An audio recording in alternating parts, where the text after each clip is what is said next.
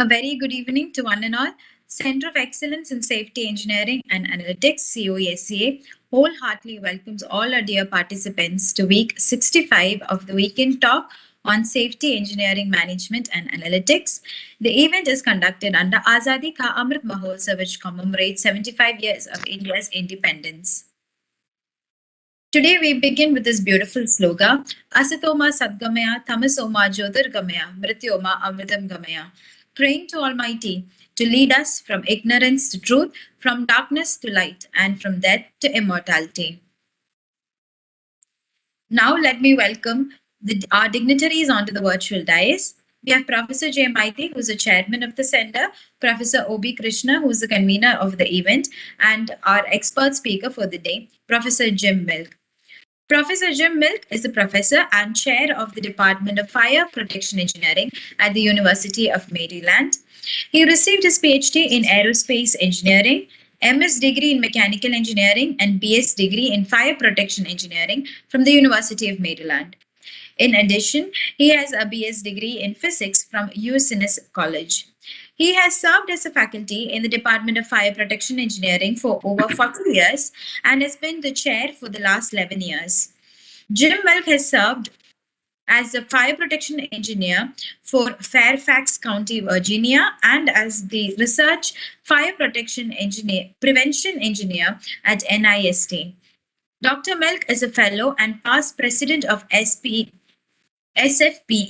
and a member and past chair of the NFPA Committee on Smoke Management Systems. He has received various awards for teaching, communication, and service from the University of Maryland, NFPA, SFPE, Automatic Fire Alarm Association, and Siemens Building Technology Division. CoE-SEA is very privileged to have you with us today, sir, and we are very eager to attend to. Now, let me invite Professor O.B. Krishna to formally welcome our expert speaker. Thank you, Sweet. I'm very happy to see Professor Jim Milk here from Maryland University. See, I want to tell the audience this topic of fire and fire safety is very, very important for whole of the world. Developing countries, developed countries. Though we see many improvements in the big malls, big houses, big flats, but normal houses, normal situation is not much changed.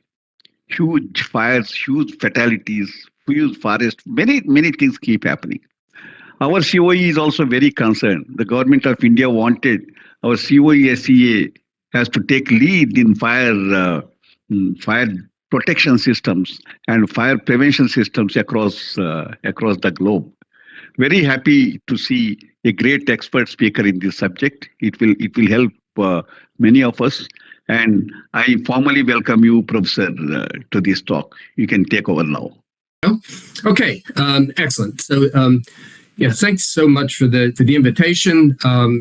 Enjoyed speaking with people about fire protection and fire safety. Absolutely. I'm impressed by the number of folks attending a Friday evening event. That's just amazing. And we'll say I'm happy to provide more discussion of what we do at the University of Maryland in the Fire Protection Engineering Department as time permits, maybe in the Q&A. Yesterday, I welcomed 2 new graduate students from India. I don't believe they were from your institution, but always a pleasure to greet new graduate students coming into our program. So we can talk more about that after the prepared comments about. So I had a variety of things that I felt I could talk about and felt this may be best for the broadest audience to talk about. But at Maryland and for me personally, I get involved in a wide array of research projects. Was tempted to do something in artificial intelligence, that project that we just finished in the last spring. But anyway, have decided on this, felt this might be have the broadest interest to the group that's here. So, want to talk about risk-based design and risk-informed design as it is, and the idea is really isn't anything unique or anything new, although the term is used only more recent years. But for years, we have tailored the fire protection to the particular facility or the particular building that's involved, and whether it's an industrial complex or a home or an office building or whatever it might be. There are different fire protection designs because of the different risks associated with this. So in the more contemporary style, though, why use a risk-informed design as opposed to simply pull out a code book and follow the letters in the code book? And one of it is to tailor fire protection to unique features of the building. So the building on the left is from the Beijing Olympics back in about 15 years ago now, I guess, Summer Olympics there. On the right, the nuclear power plants, and certainly there are standards there now, but in the early days of nuclear power plants, no one knew what protection to put in, so it needed to follow a risk-based approach. And in the U.S. today, it remains a risk-based sort of approach. Tailor fire protection to unique demands of a facility. We've been conducting research for several years now on fire protection for hangars.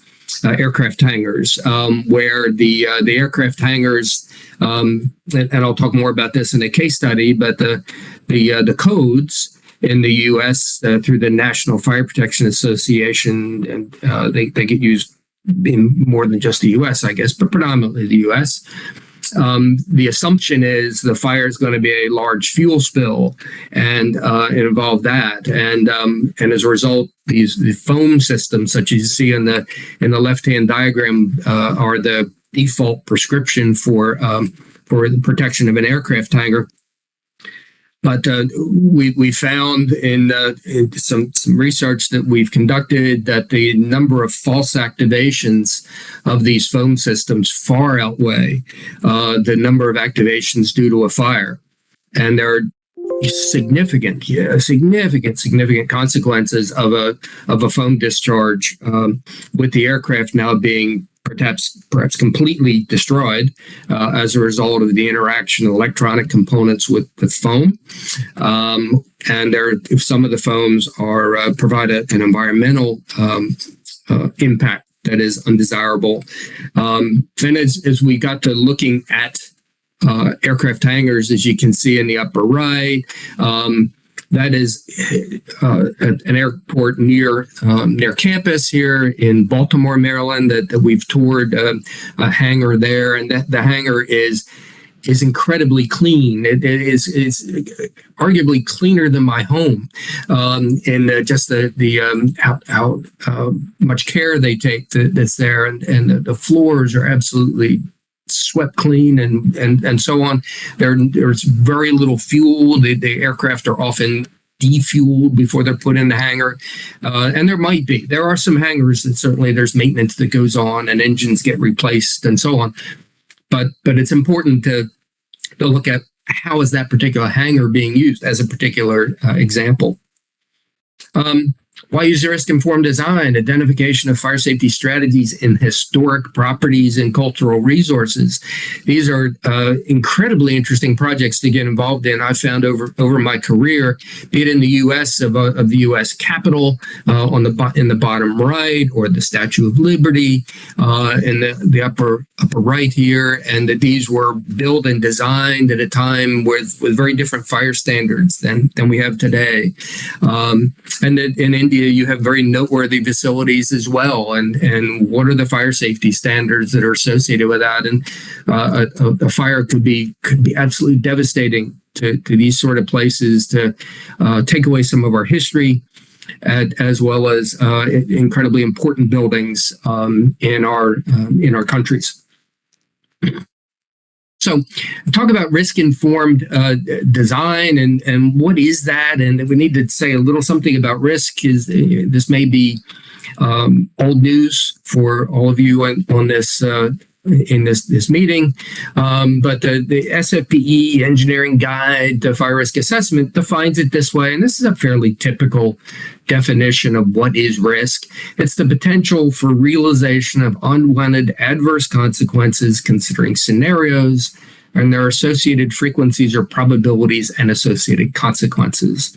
So it's looking at what possibly could happen, but not just looking at the array of possible things, but how probable are those scenarios and what are the associated consequences of those particular scenarios.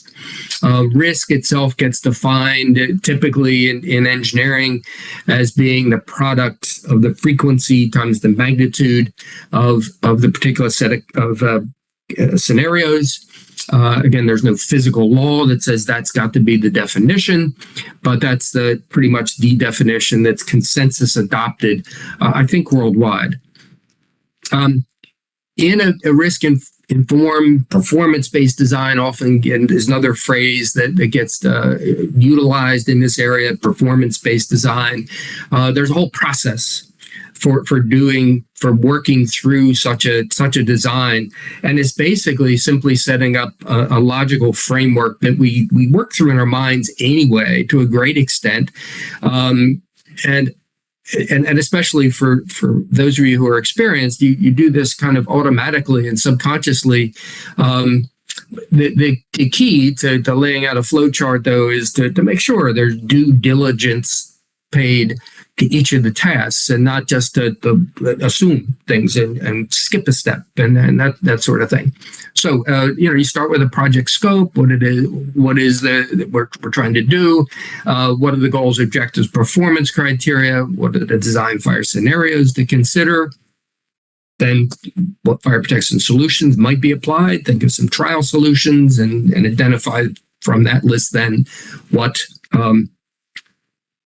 actually gets pursued, assess the risk that results after with the fire protection solutions in place, decide is that acceptable or not? If no, start over. If yes, go on, develop documentation, implement the design. Fire scenarios themselves involve the full picture of what's going on or what could go on in a particular incident. Fire scenarios often the fire protection engineer will think of only that right-hand column of the fire characteristics are all they have to talk about, and looking at the fire characteristics and where is the initial fuel package to be involved in fire. How's that fire going to grow and at what speed? What's the peak heat release rate? What's the total amount of fuel in the place? What that fuel's made of, and so on down the list. But what's also important to think about occupant characteristics and how many people are going to be exposed. What are their characteristics? Can we rely on them to evacuate, or perhaps some of them will be immobile and won't be able to evacuate, or won't be able to evacuate quickly if they have some impairments. And we also have to consider the building as to what the building's composed of, what it looks like, what's the structure composed of, what building services are present. Perhaps think about a fire department or fire brigade response, and then the environmental factors may play a role. In terms of what's the outdoor temperature, and here in the U.S., I think we have probably greater extremes than you experience in India, or at least in Eastern India. That with cold weather that can impact in a high-rise building the smoke flow direction or in the smoke movement. So the goals, various goals that as part of that goal statement that talked about the goals, that the top four are commonly stated by fire protection engineers, and that they memorize these things, and we put in fire protection for life safety reasons, to provide protection to property meaning either the contents of a building or the building itself, or perhaps the combination, mission continuity, protecting a building so that we minimize the consequences so that the building can keep operating, particularly important in say, healthcare facilities or perhaps Department of Defense, military sort of applications. Environmental protection becomes important. As I mentioned, with the hangar application becomes a significant issue to think about. There are some additional goals too that people may opt in, and so there's a set of stakeholders that will be involved. People that have some interest in the property, and be they owners or be they code officials or designers, building operators, tenants of the building, may have other interests, other goals too that get mixed in here in terms of how a project's going to go, in terms of design flexibility and form and function, terms that architects quite often use. The building engineer may want easy to maintain systems.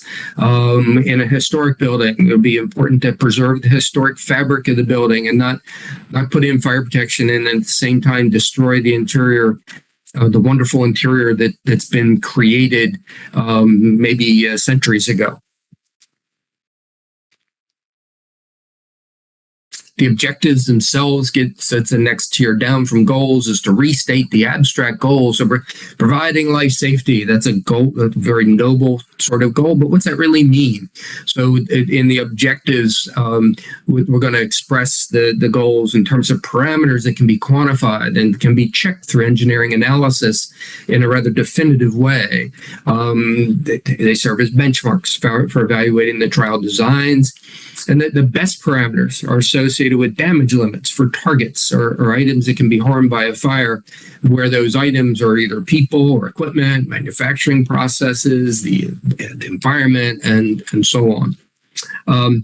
Here as examples of damage thresholds, the top two are kind of key to whatever we might do, and that making sure that a maximum allowable incident heat flux is not exceeded for selected targets, whether those targets are people, where a particular heat flux would cause a burn, or to electronic components or other items, perhaps historic artifacts.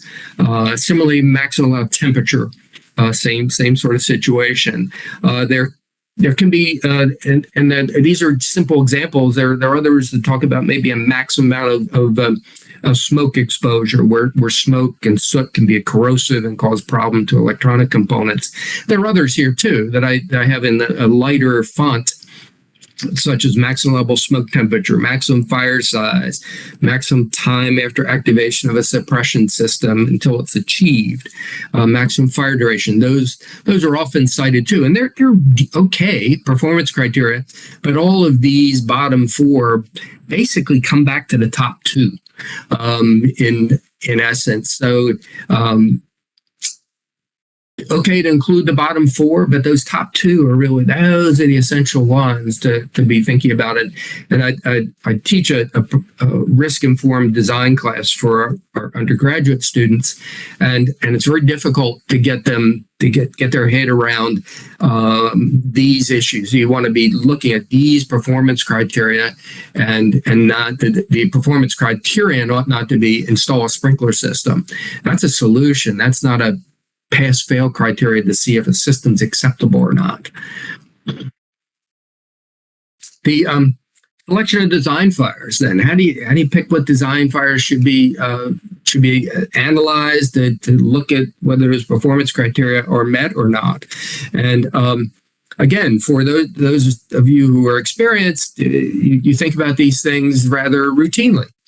But again, the idea here is to provide a bit of a structure to make sure that you consider the array of fires that could happen in a particular facility, and not through just instinct, so to speak, or just past experience. Only look at in a tunnel vision sort of way, in a narrow focus sort of way. Only consider a few and then miss perhaps several possible scenarios to think about. So where do you get these design fires? You might look at historic data of that. If it's an existing building, look at that building. What's the experience in that building?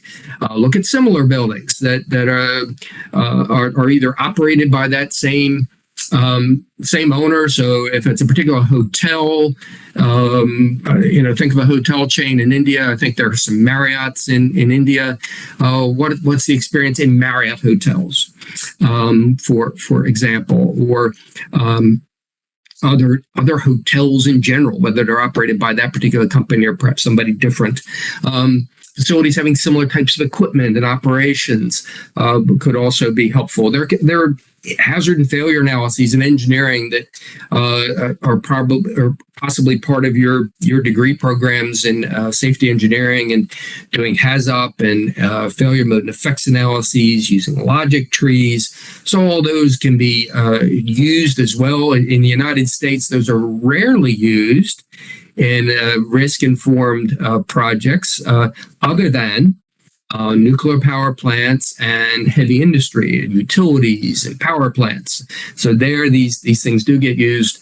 Where risk-informed design is used for an office building, I think it's safe to say these are very rarely used, at least in U.S. projects. And of course, the final category is engineering judgment. Let's not throw away our experience, our years of experience, and the things that you've seen happen. Those are incredible things to think about. We just don't want to rely solely on engineering judgment for selecting design fires.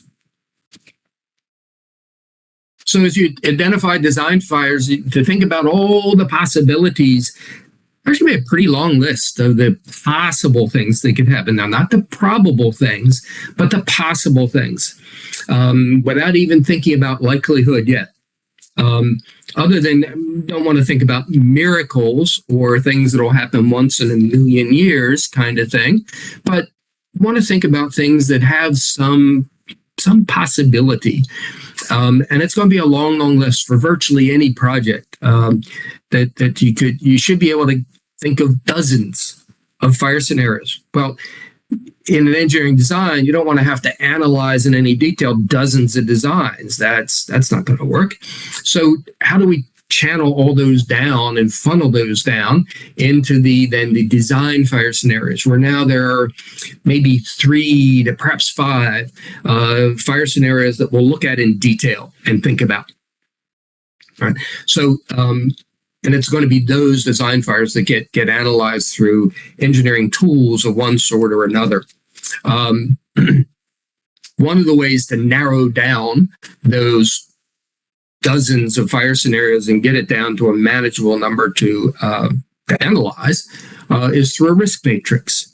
Now, a risk matrix is basically a table that has going down on the left here the consequence, and there are different labels for these that are used, at least in some of the North American publications, of catastrophic and critical. So these labels. There are some documents in U.S. publications and in international building code community, for example, in the SFPE, that will describe what each of these terms mean or provide some examples of how catastrophic. And as I say here, in the life safety area, the catastrophic would be where there's a death. Critical would be severe injury or damage, and so on. The probability goes from frequent to unlikely, and there can be again, frequency numbers. If you have data on fire incidents, talk about so many incidents per year or per decade, and so these can be quantified as well to distinguish what's different between frequent and likely. The bottom line of this, though, is that we can divide our risk matrix into those that provide the highest risk, and that's these red squares here, where we're going to have the highest frequency, the highest likelihood, and the highest consequence. And those become the high risk events. And I'll group a bunch of them here in a red category. And I do this simply for example purposes. Though these are out of some of the other documents that also talk about red and having these 6 blocks here. The yellow blocks are those with moderate risk, and the green blocks are those with the lowest risk. So if we're going to spend engineering time to develop solutions, we ought to pay most attention to those with the highest risk is the idea, so that the designs I'm going to pick to do a detailed analysis of and design a solution for will be those in this red area, for example, for sure, and perhaps the ones in the yellow area as well. The green ones I'm probably not going to spend a lot of engineering time on. As part of any analysis, a piece of what we want to do and is look at the reliability of our fire safety systems. And I go here at this point because you may have other areas we can leave this to a separate lecture of what tools are available to assess the consequences of particular fire scenarios and how what heat release rate provides, what temperature rise in a particular space, or what heat flux to a particular target. So I'm happy to provide a subsequent lecture if I'm or identify one of my colleagues that can do that. I thought one of the things that may not be as covered as much would be thinking about reliability of the fire safety systems, because as much as we have a sprinkler system in place or we have a firewall in place, part of a probabilistic assessment needs to think about, so what is the reliability of that fire safety system that has been incorporated in the design?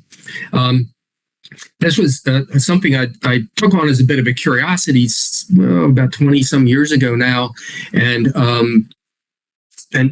put together a lecture in this, put a paper out in SFPE that talks about this as well, and especially had an interest in what we call passive fire protection, so firewalls and fire doors that don't get reported very often. We hear a lot of things about sprinklers and some about fire detectors, but not so much about the firewalls and the fire doors, with a presumption quite often that they're perfect, they're completely reliable, and I had some curiosities about that. So the sources that I'm using here are the U.S. data system, the National Fire Incident Reporting System, called NFIRS, is how we say the acronym. There was a thesis of a student at Maryland that I led, who put some of this material together in the early days, now 26 years ago. NFPA has information, the National Fire Protection Association. There are insurance surveys or surveys from the insurance industry. U.S. Department of Energy has some information. The U.S. Nuclear Regulatory Commission has information. I mentioned these latter two, and especially the U.S. NRC, the U.S. Nuclear Regulatory Commission, that the U.S. Nuclear Regulatory Commission puts out an assortment of reports.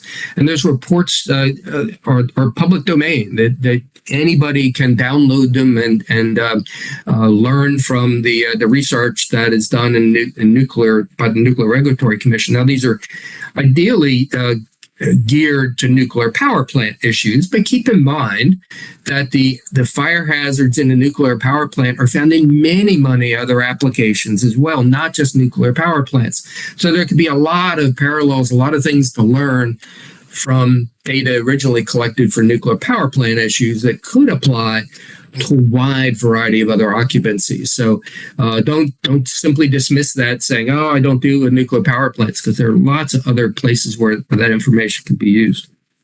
All right, so reliability data for fire doors from FM Global, major insurance carrier, worldwide carrier.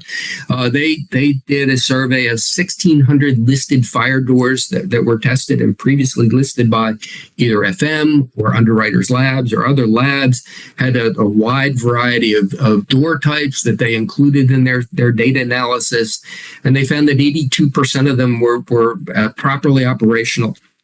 So we have a failure rate of 18% in that. So hardly 100%, pretty good, but not to be assumed perfect.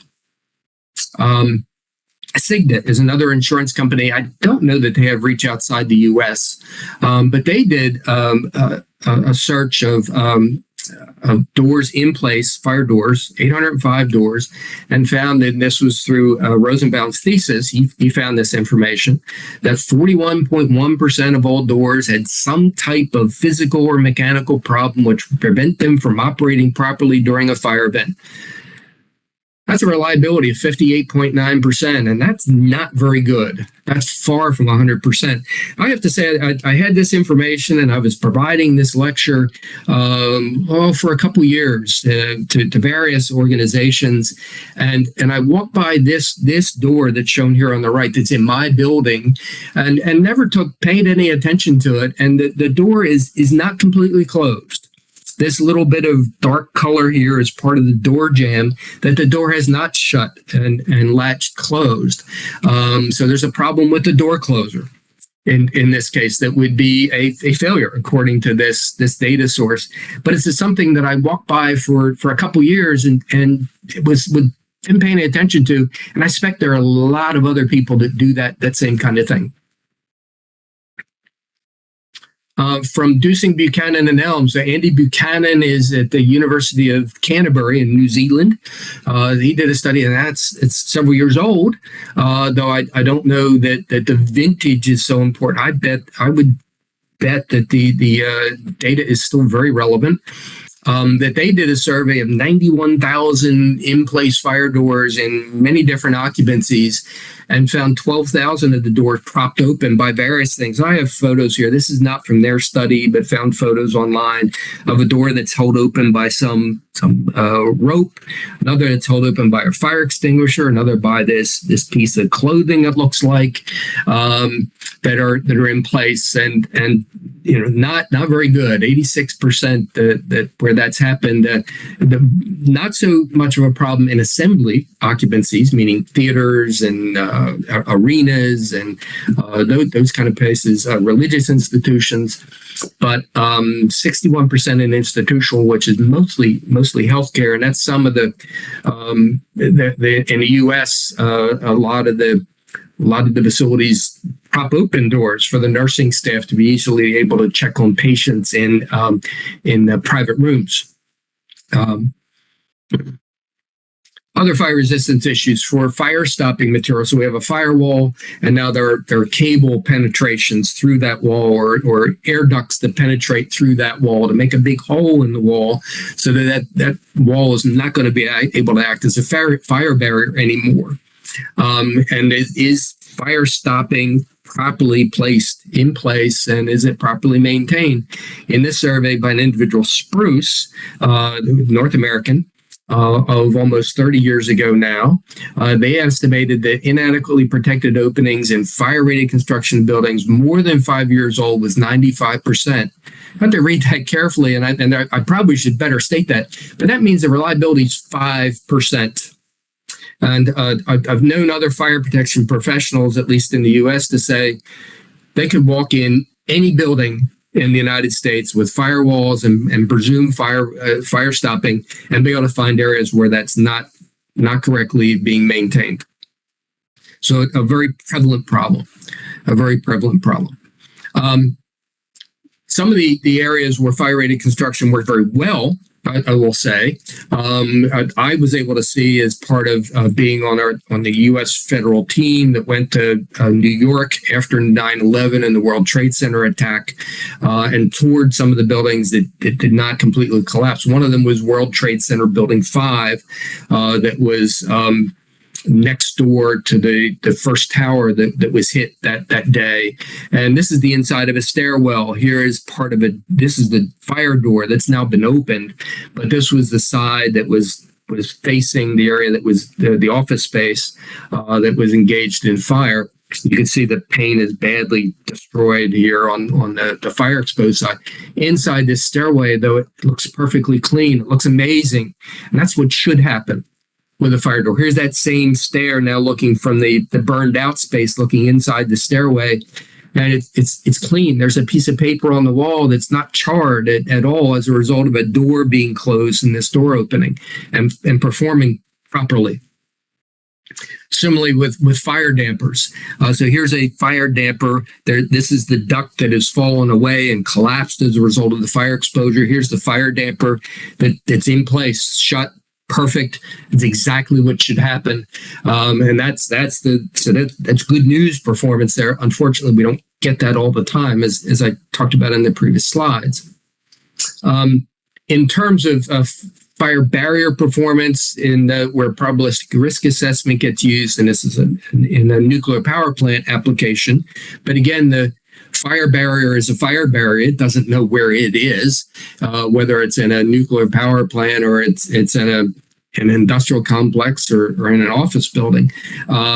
There's a Nuclear Regulatory Commission report. So if you put into Google NUREG/CR6738, you can get this report. They reviewed 6 incidents as case studies in nuclear power plants and found that the reliability was 99%. So very, very high reliability. Keep in mind that the secret there, or the important aspect of why there's such a high reliability, is in nuclear power plants, the fire barriers are continuously inspected and continuously maintained, whether that facilities in the U.S. or overseas. The NUREG publication looked at incidents these 6 incidents that were worldwide. There were a couple of them in Europe. One of them, I believe, was the Chernobyl plant in the Ukraine. That was one of the ones that was included in the case study. With sprinkler reliability, transitioning and talk a little bit about sprinklers, the U.S. Department of Energy did a study. Now, this is some years old from one of the key initial fire protection engineers with the Department of Energy in the United States. Saw that there were 184 fires in a 30-year period and only had one sprinkler failure. Reliability very, very high at 99.5%. Again, part of the important aspect here in the Department of Energy facility, again, there are many, many frequent inspections to make sure that the sprinkler system is operational, and that helps that reliability statistic, I think, significantly. According to the NFPA, why do we get failures in sprinkler systems? And you can see these statistics and this is from any structure fire. In a report from NFPA, this is the last report I know of that they did in 2017. So it's probably about time for them to look at this again, as they do periodically. But so there were some cases where the water didn't reach the fire. That says probably the sprinklers were obstructed, that the sprinkler spray was obstructed. There wasn't enough water that was released. So it's either a water supply problem or perhaps the hazard had changed. The system component was damaged. There was manual intervention that defeated the system. So fire department went in and turned the sprinkler system off so that they could go in and do their suppression. And sometimes that happens too soon, like a maintenance, an inappropriate system for the type of fire. So that's a hazard sort of issue, as talked about. And there are about 300 fires a year, at least in the U.S., where there's a problem with sprinkler performance. The sprinklers are typically very, very good, in the area of about 90% success rate, at least in U.S. statistics.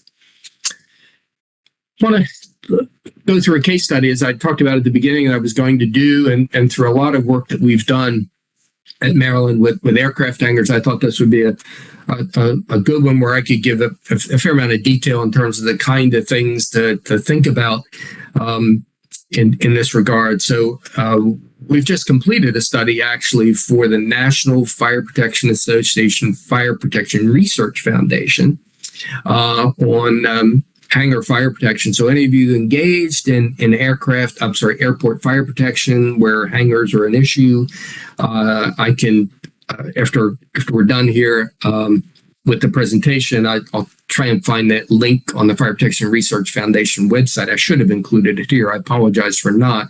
And I can put that into chat or send it subsequently to the group, and they can, excuse me, they can send this out themselves. So, with an aircraft hangar. So we have to identify the stakeholders that we're going to engage to identify what are the goals and objectives and performance criteria. So the building owner certainly has a say, the operator and or the tenants of the building should be engaged as to what their concerns are, the regulators for sure, the government building and fire officials, the design team, should be included in this discussion, and absolutely including the fire engineer or the fire protection engineer, depending upon what term you use in India, And then insurance representatives should be included in that discussion as well.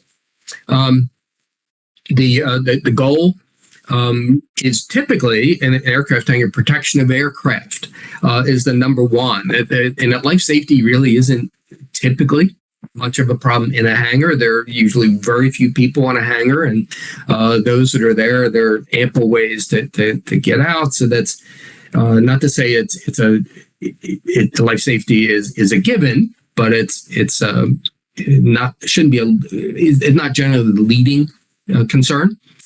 Protection of aircraft more than the protection of the hangar itself. In a lot of cases, especially with military hangars where a fighter plane and various aircraft for the Air Force or the Armed Services can have significant can be significantly more valuable than the structure itself that it's sitting in. Protection of the environment becomes an issue too, and especially in recent times because of the identification of some foam types of foam agents that are environmentally damaging. Objectives then would be limit damage to the aircraft. So we're going to think of performance criteria, damage limits for the aircraft itself, and limit collateral damage of the environment. So the performance criteria then get to be limiting temperature rise on aircraft components to a certain amount of temperature, to a certain temperature specified depending upon what is that aircraft made of, what electronic components need to be protected, et cetera. And the same way with the incident heat flux from a fire. Same issue, so many kilowatts per square meter would get specified based on damage limits for those components, be it a wing, be it a fuel tank, be it an electronic component, whatever it might be. And then potentially limit environmental damage to so many square meters of contaminated soil could be an acceptable performance criterion in this application. Moving on, fire scenarios. As I mentioned, a large fuel spill is very often assumed. It was the default choice that was identified in the National Fire Protection Association standard, NFPA 409, that has been in place. That assumption's been in place since the mid-1980s. But what's the likelihood of that?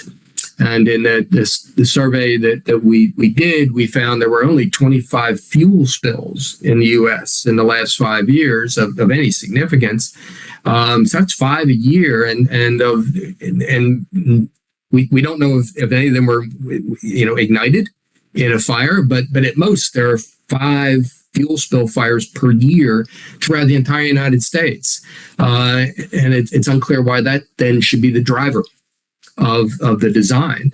In an 18-year period, we found only 44 known fires in U.S. hangars from the surveys that we conducted, and none of those involved a fuel spill. Now, I know there's some incidents we probably missed. It was a voluntary survey we conducted and didn't have response many all entities involved with hangars, but I'm fairly confident that there aren't a lot of fuel spill fires. In that same period, there were 357 unwanted foam discharges. I mentioned in the beginning the unwanted discharges outweigh greatly the discharges due to a fire. Foam's often selected because of these concerns for fuel spills. The monetary damage to aircraft and buildings is at least $7 million a year because of these unwanted foam discharges, and that's just the aircraft and buildings. We don't know what, and quite often the information we got was only information about the aircraft or about the buildings, and it was rarely that we got the full picture of damage to both. And we didn't get any information on damage to the environment in those applications that would have been huge cleanup costs and potentially significant long-lasting damage to water in the area that could impact life in marine life and people in significant ways. So for fire scenarios, you have to go and think, all right, so what are the hazards that are going to be here? And there are electrical fires, certainly. There are some equipment fires in the place. There can be Class A fires, meaning trash and ordinary combustibles, ordinary solid combustibles. So maybe boxes and wooden pallets and things like that. There can be hot work activity, welding related fires. Can be some fires that start inside the aircraft from maintenance activities in the aircraft. It can be a lightning strike that we saw in one case, lightning strike to the hangar itself that started a fire. So these are all possibilities to think about, and it would be important then to think through, okay, so for a hangar, what do I need to worry about here? And maybe I ought to group some of these together, and that a hot work activity fire, welding fire is going to ignite something else, and it might be a Class A fire. So these two could come together. So you look at then the risk assessment, thinking of, all right, so what's going on in a particular hangar? Are the aircraft defueled before they're pulled into the aircraft, or are there quantities of fuel on board the aircraft, and are there flammable combustible liquids involved? One of the other things to note, and with aircraft, and something that has changed over the years since the 1980s, when that initial aircraft hangar standard was implemented, was that the fuel for aircraft at the time was a flammable liquid, predominantly for jets and propeller aircraft. Today, the jets all predominantly use combustible liquids, not flammable liquids, so they're not as easy to ignite, have much higher ignition temperatures than the flammable liquids. Some of the propeller aircraft still use flammable liquids, but the jets by and large use combustible liquids. So it's a very different environment, very different hazard. What's the quantity, size, and value of the aircraft makes a difference. Again, how important is that aircraft that has to be saved or needs to be protected? And again, environmental impact is a potential issue. So what kind of things do we use as our tools to protect a particular hangar? There are applications where people may still want to implement foam, and especially where there's the risk of a particular fuel spill fire. And there are some new foam formulations being developed that would be a fluorine-free foam, so it would not have the environmental consequence of some of the traditional foams or compressed air foams that have shown to be effective and again are fluorine-free. So there are some new foams that don't have the environmental impact that we've been dealing with in recent years. Water sprinklers. A lot of the U.S. it's going back to good old water sprinklers, especially with the recognition that we don't have fuel spill fires that we need the foam for so much. There might be water mist that would get applied in lieu of sprinklers, so a lower flow water system. And this is an area where we've conducted a fair amount of research for the U.S. military and are continuing. We have an ongoing project in that particular area to look at acceptability of water mist to protect a hangar.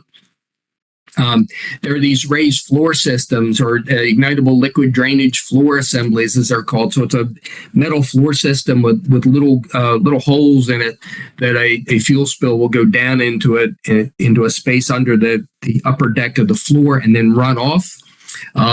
So this photo in the middle is a case of a flaming spill fire that goes into that interstitial space and then goes away. It gets put out and gets drained off.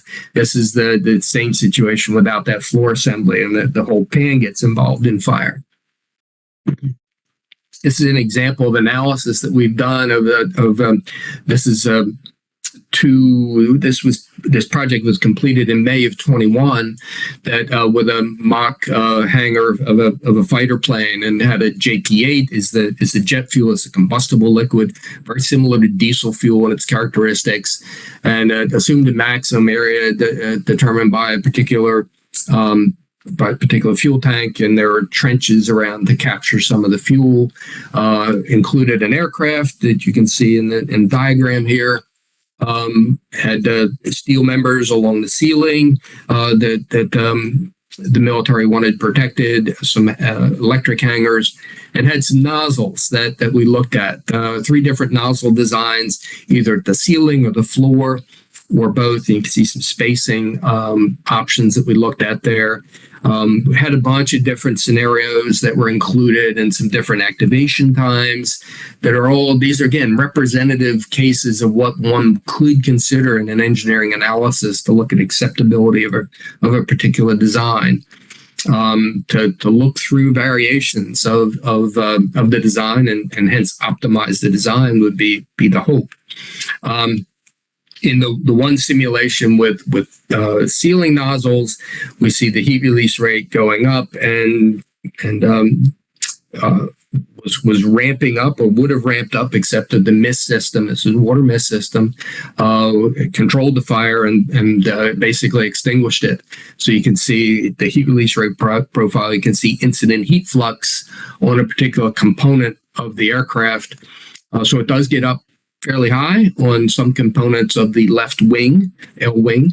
But again, was controlled after a minute. Now someone else would have to do a damage assessment to see, all right, so given these heat fluxes over that amount of time, would that destroy the aircraft? And that would depend in part on what the aircraft is composed of, but is an analysis that now can be done by someone that has designed and understands the airframe. This is a simulation of that at the point of control. So about 60 seconds in is where the heat releaser has gone down. You can see the aircraft here. Temperatures have reduced down to very low levels at this point. And this is looking at the water mist concentration in the space. So these are all analyses that can be done. Again, the point is the feasibility of conducting these analyses. These tools do exist currently for fire engineers to be able to do these kind of analyses and decide what is the proper solution. Selection of alternatives, do the analysis, and now you have to think through these assortment of things and again relate back to the stakeholders. But thinking of regulatory and reputation impact may play a role in selection of alternatives. What other systems, detection features, what's the construction there? If we're relying on emergency forces, the fire brigade to take an active role and help mitigate this risk, what's their response time to arrive and set up and so on? What are their capabilities? What insurance guidelines? The insurance guidelines can play a significant role in design selections. What else is present? So we want some redundancy in any system design and what redundancy is available. Think about life safety of the emergency responders, perhaps, and just life cycle costs. So the system, this building is going to survive, hopefully, for decades. And over the life of the building, what are the life cycle costs for that system to maintain it, and so on. So, generally, and this is not new. This is not a contemporary thought at all. Generally, any fire protection included facility should be commensurate with the risk, and this is something that's been done for years upon years. And this all gets identified by the group of stakeholders that get involved in the project. In current day applications, I have to say that the data and tools are available to conduct systematic risk assessments for a lot of cases, not necessarily every case, but for a lot of cases, to determine the optimal fire protection solution and then understand the residual risk. And hence decide, do we have an acceptable design or not? I do want to thank you. Again, thank you for the invitation. I'm honored to be asked to provide this presentation. I provide my email here, and I understand in providing that I might get some inquiries from you, and that's completely okay. I welcome that. And I do have the website for the department that I work in provided here, should any of you want to look at the department and what we do. All of our graduate theses are posted online. They're available free of charge for download. So those are available, including the one hangar project that I just, including the last 2 hangar projects, actually, that we were engaged in. So look forward to to talking with you further and hoping I can answer your questions. Thank you, Professor Jim. Thank you for this wonderful and informative lecture. Sir, we have received several questions in the chat box. So I am taking one by one, sir. Sir, the first question is how to solve the problem of this false alarm? Because the more we will install the fire detection system, the more cost we have to incur. So how to solve this false alarm problem? Yes, sir. Yes, I mean that's an excellent question, and is one that is found internationally. So you're not alone at all in this concern. The answer varies quite honestly, and in some cases the detectors themselves are not in a good location, either in the sense that it's not the correct type of detector that's there, or it's in the wrong location. I'll give you a case in point. There was in the engineering building where we used to be, there was a smoke detector that, as part of the renovation of that building, a smoke detector was put in the hallway. Several detectors were put in the hallway, in the corridor of that building. And one of the detectors was right outside of a combustion lab. People were doing experiments, doing combustion experiments, creating smoke in the lab. And as much as there was a fume hood and so on, occasionally there would smoke that would go out into the corridor. So it was the wrong type of detector in that location right outside of that room. Wrong detector, or it shouldn't have been placed right outside there. It should have been placed a few meters either way away from that particular door. In some cases, it's a maintenance issue that the system malfunctions because of poor maintenance, and either because the detector gets dirty or there's a circuitry issue, and so on. So it does require a lot of diligence in that case, and sometimes it becomes a very significant challenge. I can appreciate it, and it's a situation that is very prevalent in the U.S. as well. I can say of detectors with numerous unnecessary alarms, and where the fire departments here are rather upset by the number of false alarms they have to go to for various reasons. Yes, sir. Yes, sir. Thank you, sir. Now, sir, next question is how to use the virtual reality technology in simulating fire and for fire safety management system. How to use virtual reality technology? I'm not sure I understood that question.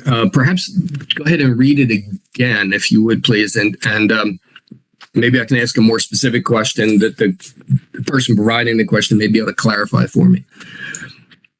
Yes, sir. Yes, sir. Actually, the question is that how we can use the virtual reality technology to simulate fire, because suppose we want to know the fire simulation in a particular area. So how to use that particular technology? Yes, sir. How to simulate the fires, you're saying, right? So yes, I mean there are computer simulation tools, such as I showed in my case study, that exist. There, we make a lot of use of two of the models that come from the U.S. National Institute in Standards and Technology that are we use them in part because they're free of charge, but we use them also because they're incredibly powerful. The one that I showed you the results of is a model called Fire Dynamics Simulator. Now it's a fairly advanced tool and takes some understanding to be able to use it. One can't just turn on the computer and download that model and just run it. It does take some training to be able to do that, but that's a very powerful model. There's another model called CFast CFAST, again from NIST. That is a little easier to use, not quite as powerful a tool, but again can be very, very useful in doing simulations to understand what size, what temperature will develop in a space, determine those heat fluxes I talked about, smoke conditions, and so on. Yes, sir. Yes, sir. Thank you, sir. Sir, the next question is how this conventional fire protection system is different from the nuclear fire protection system? Yes. The systems themselves aren't much different. A sprinkler system in a nuclear power plant looks an awful lot like a sprinkler system in a shopping center or an apartment building. So the equipment itself, the hardware is really no different. There may be somewhat different sprinklers in a nuclear power plant or in an industrial occupancy to provide a higher water flow than in an apartment or a mall, a shopping center.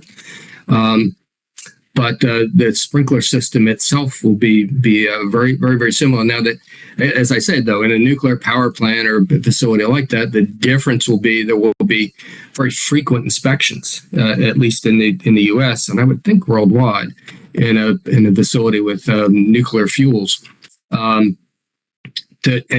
either on a quarterly basis or maybe even monthly basis to be walking through and taking a look at the system, where in an office building or shopping center, I suspect that may only happen about once a year to do a detailed inspection. So that's where the difference is going to be. But the hardware, the actual equipment is very much the same.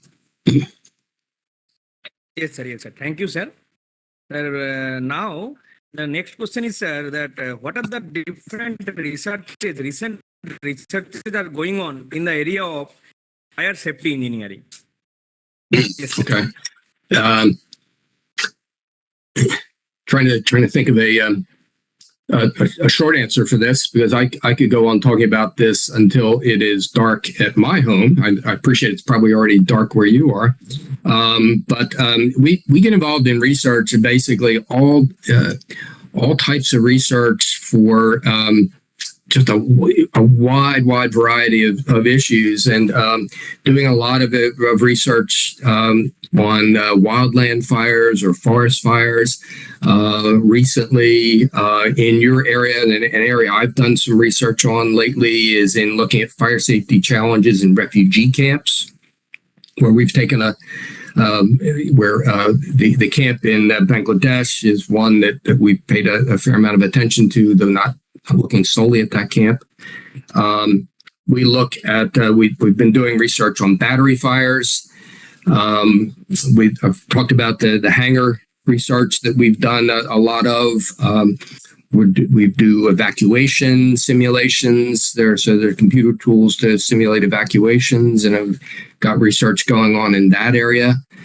Currently, one of my faculty is engaged in fires on the space station, or in microgravity applications. So we're doing research in a wide range of issues, and basically dealing with fires wherever they might happen, be they in buildings and forests, transportation vehicles, or like aircraft. I've done some smoke detection projects on aircraft recently.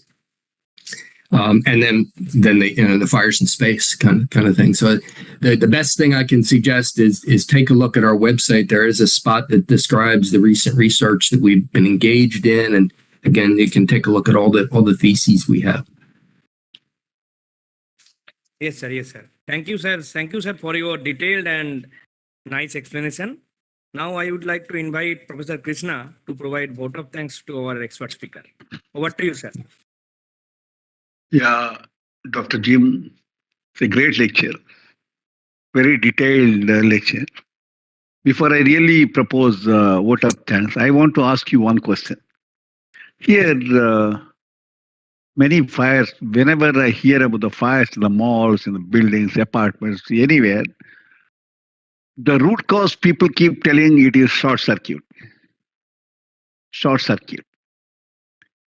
And once it is short circuit, that means nobody is responsible. It goes to God.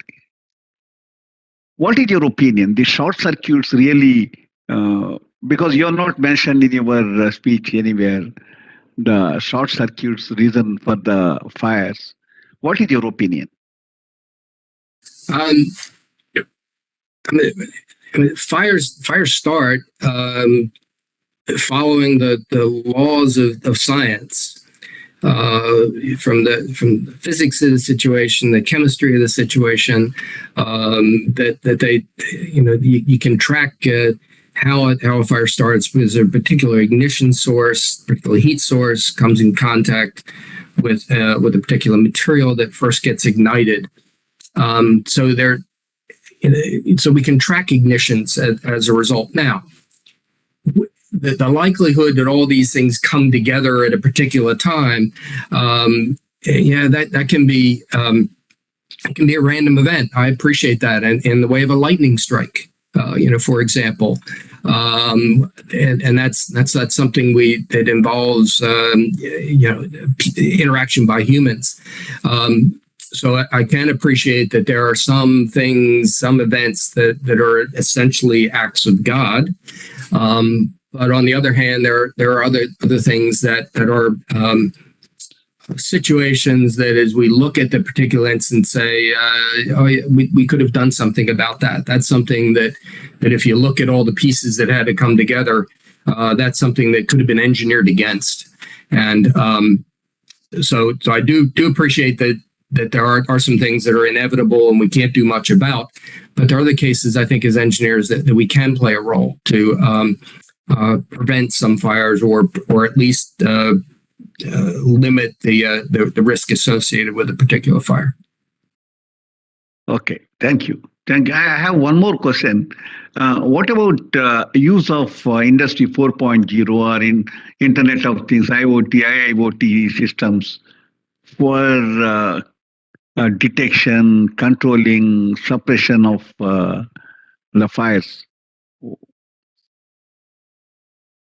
I'm sorry, I don't know that I understand. I said the recent trend is use of technology, Internet of Things, IoT. Okay. Mm-hmm. Industry 4.0. Okay. So what about these applications in the fire? There are a few things that I can say. I mean, in the detection and alarm area, for example, there's extensive use of the internet for monitoring systems and for seeing, for basically checking on them and doing maintenance checks remotely.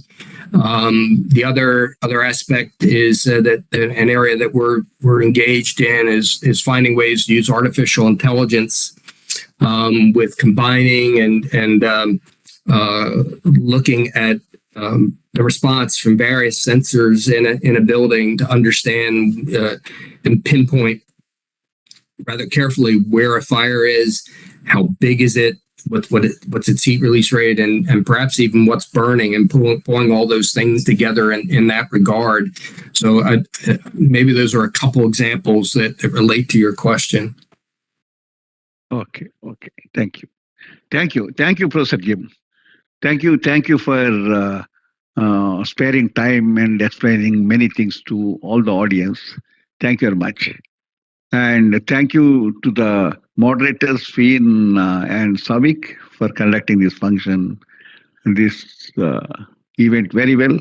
And to all the participants who are there, who have put the questions in the chat box. And if your questions are not taken because of the time, as Dr. Jim said, you can put the questions to him to send to his mail or website.